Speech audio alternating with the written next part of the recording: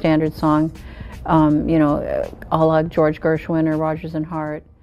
Before Taylor Swift, before Madonna, before anyone dared to rewrite the rules of fame, there was Linda Ronstadt.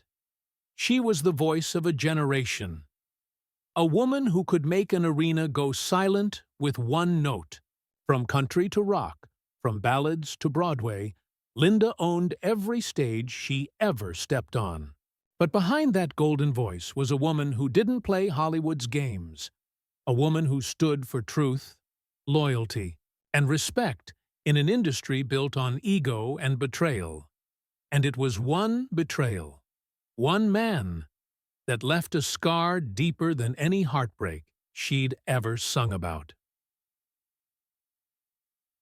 Through the years, fans saw Linda smile through interviews, charm audiences, and remain gracefully quiet about her past feuds. But those close to her remember the tension, the silence when his name came up, the flash of anger in her eyes when asked about him. For decades, the story remained untold, buried under nostalgia and fame. Yet those who were there, the musicians, the producers, the friends, all knew the truth. Linda Ronstadt didn't just dislike him. She truly hated him. The reasons, they go beyond music, beyond pride, into betrayal, rivalry, and a moment that nearly ended one of the greatest partnerships in rock history. In this video, we uncover the real story, the man Linda Ronstadt could never forgive, the feud that shaped her career, and how it revealed the fierce woman behind that angelic voice. By the end, you'll understand why, even decades later, Linda Ronstadt never forgot what he did. Before the bitterness, before the headlines and heartbreak, there was only music. And at the center of it stood Linda Ronstadt, the young woman from Tucson with the voice that could make angels weep. In the early 1970s, Linda wasn't just a singer. She was the voice that defined California rock. Her blend of raw emotion and pure technical perfection made her one of the most sought-after artists in the industry. She was unstoppable. Her albums climbed the charts, her concerts sold out, and critics hailed her as the Queen of Rock. But fame, as Linda would later say, isn't the dream people think it is. It's a mirror that shows you who your friends really are. And that mirror would soon reflect something ugly. Back in those golden years, Linda was surrounded by talent. She shared studios with legends, Eagles, Jackson Browne, James Taylor, and others who would go on to shape the sound of a generation. Among them was a man whose talent matched her own. Charismatic, charming, and brilliant. Together they were electric. He pushed her to experiment, to stretch her voice, to take creative risks. At first, their partnership was magic. Two rising stars who saw each other not as competition, but as equals. But fame changes people. Success turns collaboration into rivalry, and admiration into resentment. Behind the smiles and shared microphones, tension began to grow. Linda was devoted to her craft, focused on music, but he wanted control. Control over the band, the direction, the spotlight. The breaking point came during the recording of one of her most defining albums. According to insiders, a heated argument erupted in the studio. Harsh words, accusations, and a betrayal Linda never saw coming. He had taken one of her songs, a track she'd been developing privately, and sold it to another artist before she could record it. When she found out, she was devastated. She didn't yell, one of her bandmates recalled years later. She just went silent. That's when we all knew. Something broke that night. It wasn't just about the song. It was about trust. In Linda's world, loyalty was sacred. Music was a family, and family didn't steal from each other. But to him, it was business. And in business, there were no friends.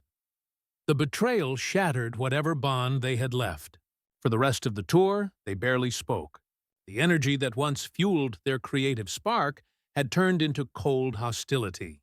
Linda performed flawlessly, but those who watched her closely noticed something had changed. The warmth in her stage presence had cooled. The laughter between songs was gone. Still, she refused to speak publicly about what happened. When asked years later about that period, she only said, "Some people mistake kindness for weakness. They don't make that mistake twice." What the world didn't know was that this was just the beginning. The feud would resurface in interviews, in song lyrics, even in the careers that followed. And though she would go on to achieve legendary success, from Grammys to sold-out tours, the shadow of that betrayal would linger for decades. Because for Linda Ronstadt, forgiveness was not easy, especially when the person who hurt you was someone who once helped you build your dream. In the world of 1970s rock, everyone was competing for the same crown. But for Linda, it was never about power or fame. It was about the music, and that's why his betrayal cut so deep. Because he didn't just steal a song, he stole her trust. By the mid-1970s, Linda Ronstadt was more than a singer. She was a phenomenon. Her voice could slip from heartbreak to rebellion in a single verse, and her albums were defining the sound of an era. Every major label wanted her. Every radio station played her. And every journalist wanted to know one thing: who really broke her heart? Behind the magazine covers and award shows, the feud that started in the studio had begun to spill into the open. The man she once trusted, her former collaborator, was now one of her loudest critics. In interviews, he made subtle jabs, hinting that Linda's success was more about producers than talent, more image than substance. He'd smile for the cameras, but every word was a knife. And Linda stayed silent. At first, but silence, in Hollywood, is never neutral. The tabloids began to spin their own stories. Rock's sweetheart at war. Linda's secret rival revealed. The press fed on it, and soon every headline seemed to drag her into a fight she never wanted. Those close to Linda say she was furious, not because of the lies, but because he was feeding them. She'd given him respect, credit, and friendship. In return, he'd turned their private fallout into his public platform. The breaking point came during a live radio interview in Los Angeles. The host brought up her former collaborator, reading one of his recent comments on air. Linda didn't flinch. She looked straight ahead, paused for a long moment, and said quietly, "Some people make music. Others make noise. I prefer the first group." That single sentence made headlines around the world. It was subtle, but everyone knew exactly who she meant. From that day forward, their Cold War was official. In the weeks that followed, the industry took sides. Some defended him, claiming Linda had become difficult or too controlling. Others, especially musicians who had worked with her, knew the truth. Linda was professional, disciplined, and fiercely loyal. If she cut someone off, there was a reason. Her friends, including Don Henley and Glenn Frey of the Eagles, quietly supported her. "She's one of the most real people I've ever met," Henley once said. "If Linda's mad, she's got a damn good reason." But for Linda, the damage was already done. The man she'd once trusted had not only betrayed her privately, he'd tried to ruin her publicly. The betrayal now had two faces, one personal, one professional. And still, she refused to play dirty. Instead of clapping back in interviews, she turned her pain into power. Her next album was her boldest yet, a mix of heartbreak, anger, and self-reinvention. Fans noticed it immediately. The lyrics were sharper, the tone more defiant. Gone was the gentle country girl. This was Linda Ronstadt, the woman who didn't need anyone to validate her worth. Ironically, that album became one of her biggest commercial successes. The more he tried to discredit her, the higher she climbed. While he was fading into obscurity, Linda was performing to sold-out arenas. And that success, more than any interview or insult, became her revenge. Years later, when asked if she ever reconciled with him, She said only, "Some doors stay closed for a reason." It wasn't bitterness, it was wisdom. Because in the world of fame, where alliances shift like desert sand, Linda Ronstadt learned early that not everyone who sings with you is truly on your side. By the end of the decade, she stood alone at the top, not because she was ruthless, but because she refused to compromise her dignity. And yet, the story wasn't over. The rivalry would soon take an unexpected turn, one that dragged Linda back into the spotlight and forced her to Kobe the early 1980s.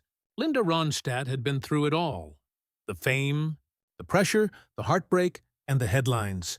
She had faced betrayal from someone she once called a friend, survived a public feud that could have ended her career, and yet somehow she was still standing, stronger, louder, unapologetically herself.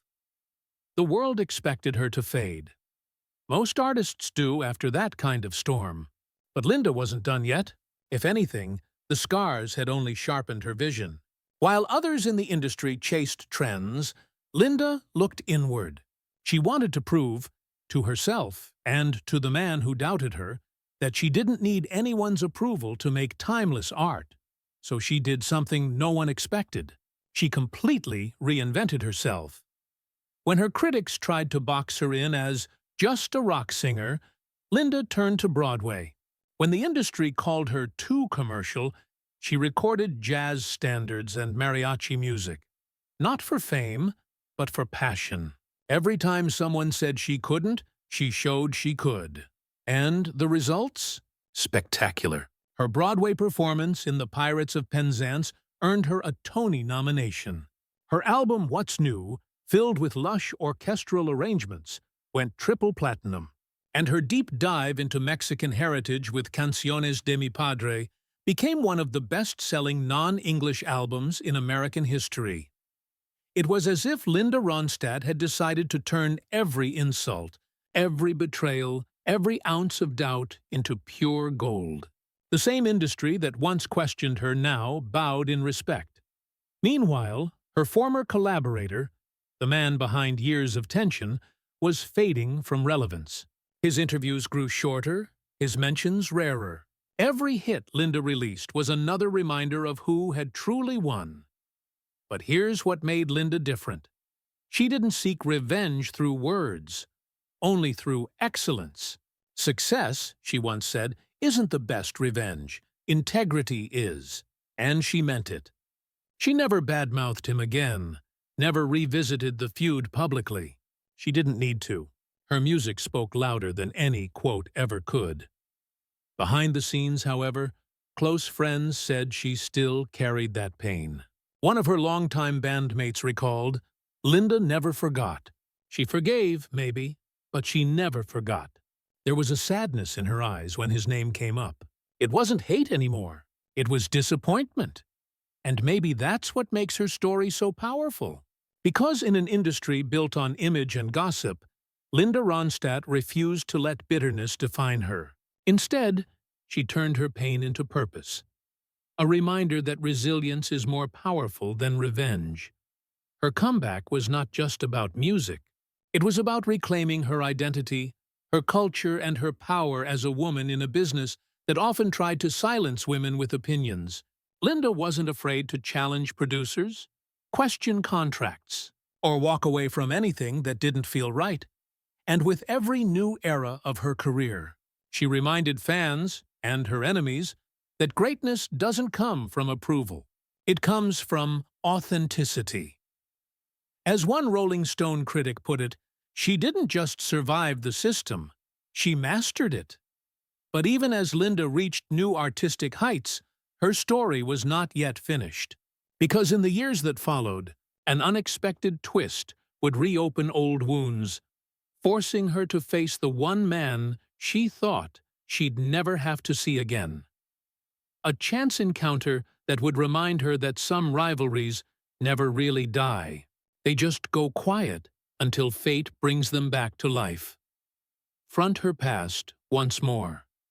It was years later, long after the charts had changed, long after the spotlight had dimmed, When fate brought them together again, the music world had moved on. The wildness of the 70s had become the nostalgia of the 90s. Yet for Linda Ronstadt, the memories of that betrayal were still vivid. She had built a new life, a respected legacy, and a peace she'd earned the hard way. But sometimes, the past doesn't stay buried, especially in Hollywood. It happened at a charity event in Los Angeles, an evening celebrating the legends of California sound. She was there, reluctantly, encouraged by friends who thought it was time for her to reconnect with old peers. When she walked into the room, the crowd stirred. Even after decades, Linda still carried that unmistakable aura. The quiet confidence of someone who didn't need to prove anything to anyone. And then she saw him. The man who once stood beside her on stage. The man whose ambition had fractured their friendship and left years of silence behind. He was older now, thinner, humbled by time and failure.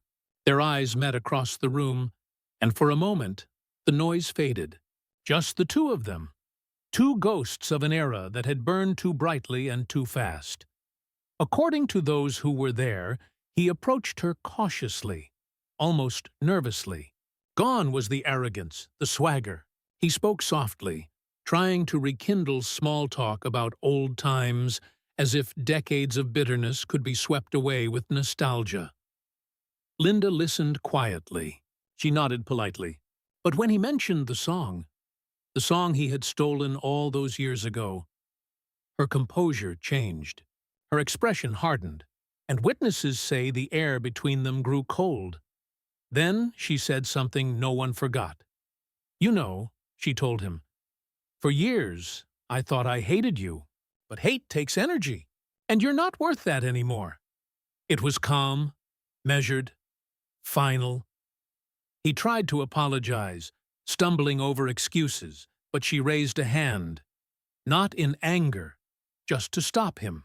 "We were kids," she said, "but I was raised to believe in loyalty. You weren't." Then she turned and walked away, her heels echoing against the marble floor, leaving him standing there, silent, pale, and utterly defeated.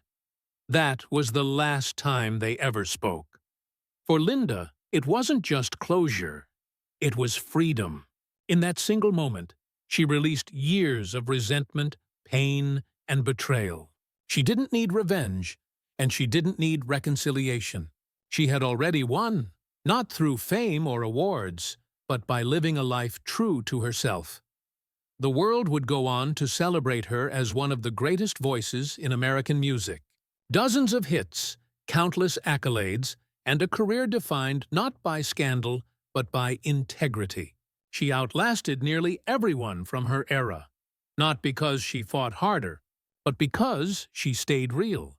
And as her health began to decline years later, when Parkinson's disease took away the very voice that had carried her through life, Linda faced it with the same grace she'd always shown. "I had my time," she said in an interview. "I got to sing, that's more than enough." She never mentioned his name again, not once. Not in her memoirs, not in interviews, not even in private conversations with friends. Because some stories, she believed, deserve to end quietly, with dignity, not bitterness. And that's who Linda Ronstadt truly was. A woman of passion and principle. A woman who could forgive, but never forget. A woman who taught the world that power doesn't come from revenge. It comes from peace. The man she once hated will be remembered as a footnote in her story. The shadow in a career filled with light. But Linda? She will always be remembered as the voice. The one that defined an era, broke boundaries, and proved that no betrayal could silence her spirit. In the end, the feud that once haunted her became just another verse in a far greater song. A song about strength, survival, and the freedom that comes from finally letting go.